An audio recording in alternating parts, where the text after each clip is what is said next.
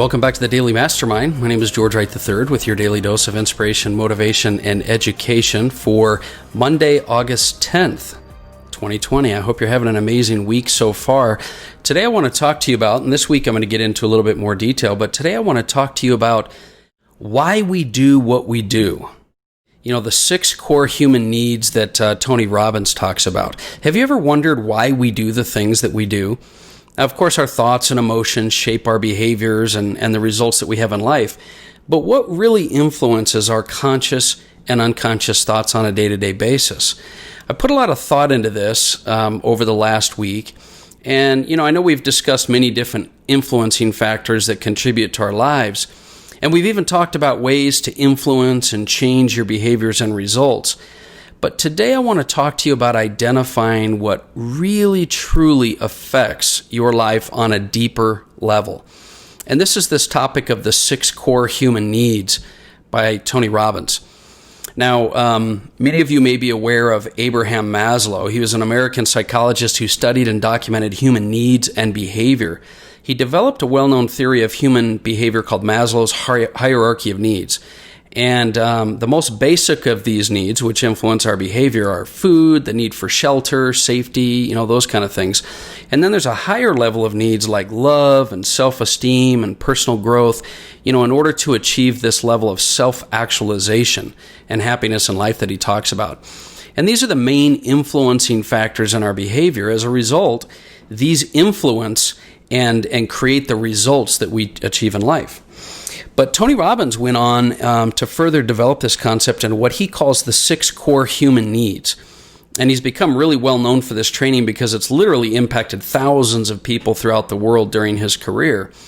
He believes that and kind of talks about how all humans have the same 6 core needs, and that if they're fulfilling these needs, they'll experience the most happiness. And if they're not, then they'll feel dissatisfied with life or stuck at times. And, he went on to say that if you'll prioritize, and I think most of us do prioritize a couple of these needs that we set at a higher level, those needs will actually drive most of our conscious and our unconscious thoughts and actions. So you can see how these needs are driving our behavior and actions, and then they'll ultimately determine our results, our happiness, and even our levels of fulfillment. So many people choose to meet these six needs in positive ways, but it's also important to note that, and it's very common, by the way, that people meet these needs in a negative or destructive way. And that leads them into major problems and struggles and all kinds of things. This meeting our needs in a negative way never brings long-term happiness. It might be short-term happiness, but ultimately it leads to pain and frustration, anxiety, stress, depression, and things like that. So I want to ask you a couple of questions. Are you aware of what core needs you prioritize already in your life? And are they being met in a positive or a negative way? And that's kind of what I want to talk about today. So I'd like to outline the 6 core needs that you might be, I want you to just be more aware of and which ones you're prioritizing. And I want you to continue to focus on fulfilling these needs in a more positive and a higher way, and just at a higher level. So I feel it's important to truly understand if you're filling particular needs, and if you're doing it in a positive or negative way, so that this can help you to drive your thoughts and your behaviors in the direction you want them to go, rather than maybe in the direction that they're going right now. So let's start to go through these needs, and feel free to take some notes and really dig into what you feel are your main influencing factors to your success. And note that it's interesting that the first 4 of these needs are the ones that fulfill the needs of our personality, and the last 2 needs are the ones that fulfill the needs of our spirit. This is, true fulfillment and happiness comes from fulfilling these last 2 needs. So pay close attention to those as we go through. So here are the 6 core needs. And the first 4, remember, are the needs of the personality. The first one is the need for certainty. This is the need for safety, stability, security, comfort, predictability, and control. Ultimately, it's for us, we want to avoid pain, right? We want certainty, which will help us to avoid pain. Now, obviously, we do our best to avoid pain in our lives by creating certainty. But a problem can arise for many of us because we create unrealistic expectations of what it takes to have certainty in our life. and what it would take. So this can cause stress for us, and we never seem to meet the need for this certainty because of that. And this is when you start to discover that your limiting beliefs and the programming and stuff you have inside is what's really affecting your expectations and filling of these needs. Okay? Now, on the other hand, if we have too much certainty, what happens? We get bored. And that's why we need this second core need, and that's for variety or uncertainty. This is the need for variety, surprise, challenges, excitement, difference, chaos, adventure, a little bit of change. How many of us love to have a surprise? And as Tony Robbins says, that's usually crap, because we like surprises that we like, not that we don't like. But nonetheless, we do have a need and a desire for uncertainty or change in our life. My partner and my mentor, Robert Stuberg, would say that true success as an entrepreneur and in creating happiness in your life is in direct proportion to the amount of uncertainty that you can handle in your life. I know he says this because, as you already know, success, growth, and even uncertainty lies outside your comfort zone. And that's what happens when we try to fill this particular need. Now, it's interesting to note that these first two core needs, they sort of work as a paradox and continually try to balance each other out, because the more certainty you get, the less uncertain you are, and the more uncertainty, the less certainty, right? So we crave both, which is why we kind of have to balance these in our lives. Now, this leads us to the third core need. The third core need is significance. Everyone wants to feel significant. They need to have meaning and feel pride and validation and a sense of importance and worthy of love. We want to feel special. And I read a very impactful quote from Adam Sakinsky that I think explains the need for significance really well. He said, "You can feel more significant by achieving something, by building something, by learning something, or even by tearing other people down. They're all legitimate ways to fulfill the need for significance. The need for significance can help you achieve more, do more, and become the person that you desire to be." All professional athletes would would probably admit that the need for significance is a big part of their career. In fact, it's probably one of the most important factors that go into every decision they make. But on the other hand, the need for significance can be used for evil purposes. For example, it can be used to hurt people or gain an unfair advantage. Take, for example, a bully. Bullies bully other people to feel important and significant and worthy. Therefore, the need for significance can actually lead to violence. And I think it's very important to note, especially with everything going on in the world right now, Tony Robbins talks about how violence can be the ultimate way to fill significance. This is what's so wrong with it, right? It fulfills the need for having significance in a very destructive way. So, there's nothing more significant and people pay attention than to violence. And this is why we have to understand, for significance, it's very important that we kind of understand how to deal with this and how to help individuals create a more positive and productive way in society to have significance. And that's so important, and we can understand why people do things, and we can understand how to affect ultimate change. So then we have core human need number 4, which is love and connection. The need for love and connection is the need for communication and approval and connection and to be loved and have intimacy with another person. And ultimately we're all searching for connection, because love is one of the most powerful emotions that can bring with it true happiness. It can also, bring out your deepest fears because of things like rejection and loneliness and regret. But the key is to understand that love can be influenced by our beliefs in a huge way. If you have low self-esteem, self-worth, or you have past failures in relationships, or for example, even outside relationships in business, bad business experiences, those can all affect the way we fulfill this need for love and connection. A great example of this is why so many of us settle for a connection rather than a deeper commitment and deeper relationship with other people, because we don't want to get hurt in a relationship, but we still have to fill this need, so we settle for connection. And the problem with that is that we never truly fill this need long term. We just have short term fulfillment of this need through connection. And the same can be said in business.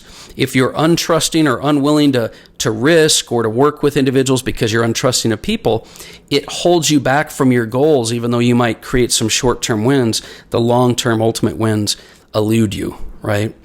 So let's now gravitate and shift to the last two core human needs, which is the needs of the spirit. Now, this is where you find true fulfillment and growth, which leads me to number 5, which is growth. We all have a need for constant emotional, intellectual, and spiritual development. And that's why I believe so much in personal development, because I think it satisfies this fulfillment in our life. You know, you've heard the saying, if you're not growing, you're dying. And this comes from the fact that we all need to grow. The best way to do this is through personal development. Without personal development, you can feel stuck in life. You can feel like something's missing. I remember, from many of the successes I've had, that even though I had that success and that short-term growth, the long-term kind of eluded me until I realized that this need needed to be filled. And the negative side of growth is that, and I've experienced this as well, is that many of us apply filters of perfectionism. So we don't really recognize that we're growing because either, number one, we're comparing ourselves to other people, or number two, we set the bar so high for our personal growth that we never really meet the need in our mind, right? So the key is to always play the game of life against the past version of yourself and not the others or some future expectation of where you need to be. Remember, as long as you're growing and you're constantly on a day-to-day basis growing, then that's the key, okay? And to always remember that, you need to look forward in life when it comes to growth, not backward, right? Okay, so last one. This is the 6th core human need Tony Robbins talks about, and that is a need for contribution, the need to give beyond ourselves, to give, care, protect, serve other people. And another way of saying this is the secret to living is giving. And to meet that, you'll ultimately need to fill this by creating impact and contributing to the people around you. Now, this might be in your community or your family or your business with your partners and employees, or even in your relationships. I really like, again, what my partner Robert Stuberg says when he talks about his life mission and purpose is to help individuals identify and apply their unique talents. Because the key to life is understanding your unique talent. This is the things that you are excellent at and you're passionate about, and then to apply that unique talent in the service to other people. This is an amazing way to create success while living a happy and fulfilled life and having that wealth as well, but it also satisfies the need at an extremely high level, that core human need. So those are the 6 needs. So let me ask you a question. How are you meeting your core human needs? We strive daily to meet these needs, but remember that our needs can ultimately be met in both constructive and destructive ways, positive and negative ways that will ultimately influence our life. So I believe that, just let me back up for a second, because I really know that there's a lot of people suffering from stress and anxiety and depression and dysfunctional behavior. And this comes because you're either not filling your needs or you're filling them in a negative way. So the key is to understand what your limiting beliefs are that are affecting your core needs, and it's to find out how you can fill these needs in a very positive way so it creates long-term lasting change. In other words, how are your daily routines influencing in a positive or negative way the programming that you've adopted and the needs that you have? So I encourage you to do this. I want you to ask yourself these questions. What are my top core needs? What are the ones I want to prioritize? How am I filling these needs right now? Am I doing them in a positive or negative way? And what are the beliefs that I have that are creating or driving these needs? Also, I want you to ask yourself, are the ways you're filling these needs serving you right now? Are they ultimately contributing to your life mission and creating lasting long-term change? And how are these needs impacting your relationships, your business, and your communication with the people around you? Once you've kind of asked yourself those questions, I want you to ask yourself one more important question, and then we'll be done here. How can I redefine how I'm meeting these needs? How am I meeting these needs? And, let me give you an example. Am I feeling significant? Well, are you defining your significance as the approval of others? Or are you defining your significance as when I accomplish my daily tasks and follow the game plan that I've set out for myself? How are you defining it? Redefine that self for yourself. And, in your relationships, look to fill not just 1 or 2 or 3 or 4 of these needs of your partner. look to fulfill all of them. Because as Tony Robbins says, if you meet 5 or 6 of the needs of a relationship, they ain't going anywhere. But it's got to be you meeting their needs, not the other way around. Okay, you get the point. Basically, ultimately, you can seriously impact the quality of your life and other people's lives if you will be intentional in how you meet the 6 core human needs. And I know that if you take time to unpack what's driving your life and then understand it and transform it, it's going to make a major change for you. But it's going to take a little work. You've got to be willing to sit down and go through the motions to understand, identify, redefine, and execute on your core needs in life. And if you do this, I promise you that you'll see some massive changes in your life. I know you have greatness inside of you. I know that you can do this. Remember that it's never too late to start living the life that you were meant to live. And as long as you're improving on a day-to-day basis, you can be happy, satisfied, and fulfilled in what you're doing. So I hope that you found some value in this information. If you have, I encourage you to share this podcast with someone else in your life. I would appreciate it. It'd mean the world to me.